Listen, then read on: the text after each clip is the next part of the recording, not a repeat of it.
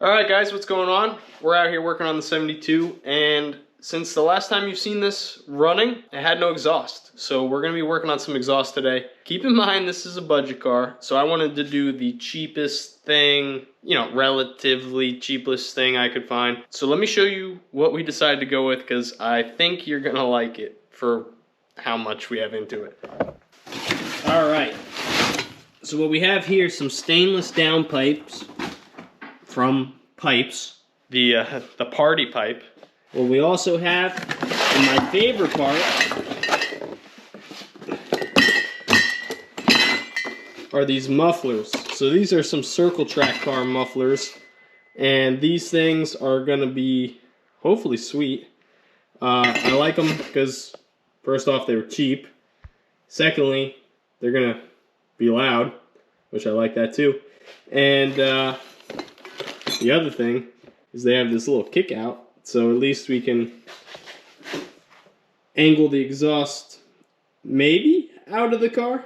I'm anticipating that this is probably going to wind up somewhere right around or right after the cross member is probably where this is going to wind up dumping. So I'm thinking if we kind of aim it down and out, it'll be cool. And plus, when we put some power to this thing, and we do some smoky burnouts, it might make some cool tire smoke. I mean, this is about as simple of an exhaust setup as you get. You got a downpipe, which is going to bolt, right to the manifold, and a single exhaust clamp.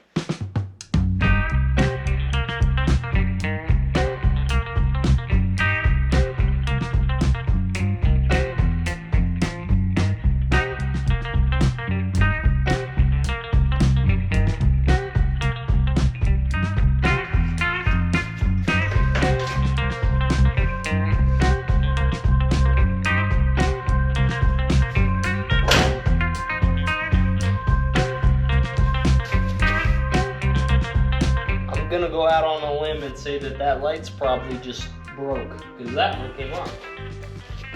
Alright guys, so we're making great progress on this thing, and while we're at where we're at, I wanted to show you what's going on with the electrical, explain that a little bit, and show you what we got. We've got the engine running off of the engine harness, which is great. Last time you saw it, we fired it up off of just the starter button. So now we have wiring harness. So the left side of where it plugs into the firewall here is the engine harness, which comes over. You have this yellow and pink wire here that goes to the coil.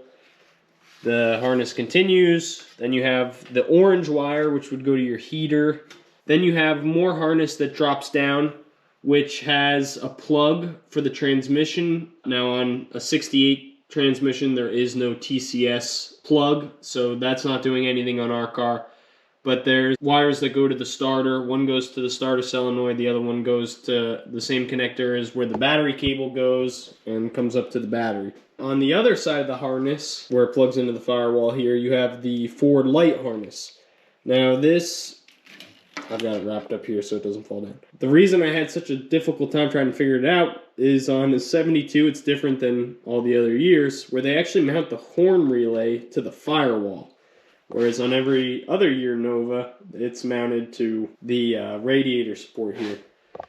So this harness plugs into the other harness, to the engine harness. You've got this orange wire that comes up here and mounts. This is not the right horn relay. This is just a horn relay that I stole off I've been using the rad support off the parts card just to kind of figure out how the wiring goes, which has helped a lot, even though it's not the right deal. Then you've got a section of the harness that comes over and would hook up to your windshield wiper motor, which we don't have, so I just shoved all them in there. These guys hook up to the horn relay, but because it's not the right horn relay, I don't have enough wire. And it comes along here. You have your headlight hookup, ground. This goes into turn signal, marker light deal. This connects down to the turn signals in the bumper. Then the harness wraps around the front of the rad support here and is tucked up underneath and comes around to this side. Same deal. Headlight, ground, marker light, and then the portion of the harness that goes down to the turn signal. The temperature sending unit's part of the engine harness. The oil sending unit is part of the engine harness, but on the 1968 motor, the hookup for the sending unit only had one prong on it. And in 72, they go to this 2-prong 90-degree style. So for $6, I bought a new temperature sending unit on a 72, actually any Nova. The alternator is located over there on that side of the motor, but in the Camaro it's located over here. And because of the water pump, the short water pump that's on here, the like the Nova style alternator bracket that goes over here doesn't fit. So we're gonna leave the alternator over here.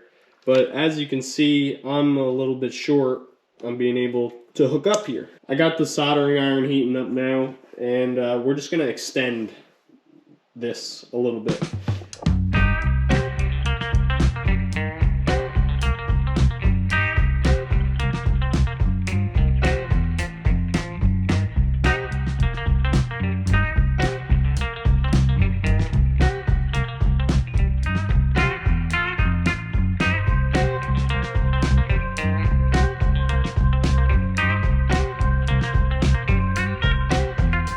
Now, let's talk about under the dash. Under the dash in this car is in great shape and not all hacked up, so we're gonna leave all that. All right, in the trunk you can see somebody, not me because I didn't take the car apart, but somebody has cut the harness, which is okay. I have a solution to this. So with the test light back here, we've made sure that all this harness works and is good. And the wires, for what it's worth, are not all crispy and crunchy. So we're going to use that. What I did was I ordered a rear tail light harness, and we're just going to splice and solder into that and finish out the wiring to the back of the car. That's the game plan. Like I said, all the wiring that's under the dash in this car is actually in really great shape, and nobody's hacked into it. So rather than beat our head against the wall and waste, I mean, for what it's worth, the wiring is expensive. Each one of these wiring harnesses is easily over $100. I think probably the most expensive thing that we paid for the car.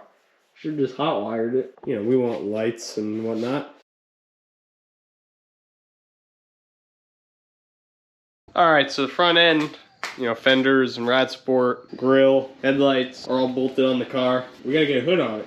I've had this hood laying around, and this thing is roached.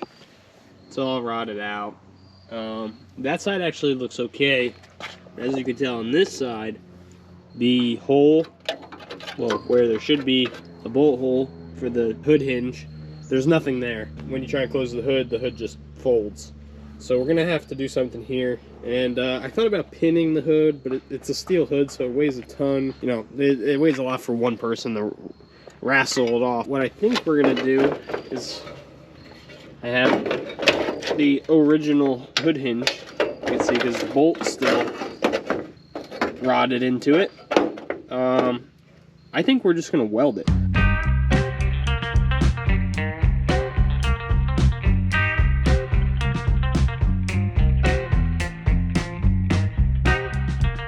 So what am I doing? Gotta get the hood on.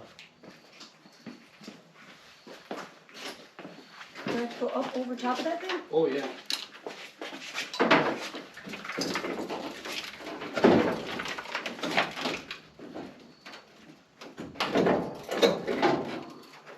On your side, not on mine, right? There you go, you're at the hole. Oh, not anymore. What are you doing? I'm holding it, it keeps moving. No, stay there for a second. Is it in? Kind of.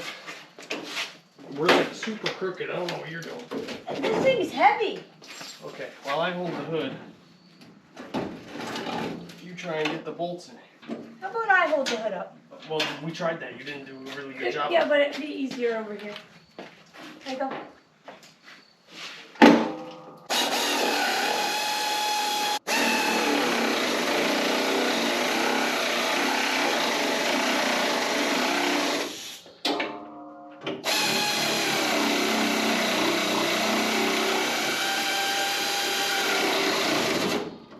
Good? Should be in. Let it go. Does it stay? Yeah. Oh, Thank you.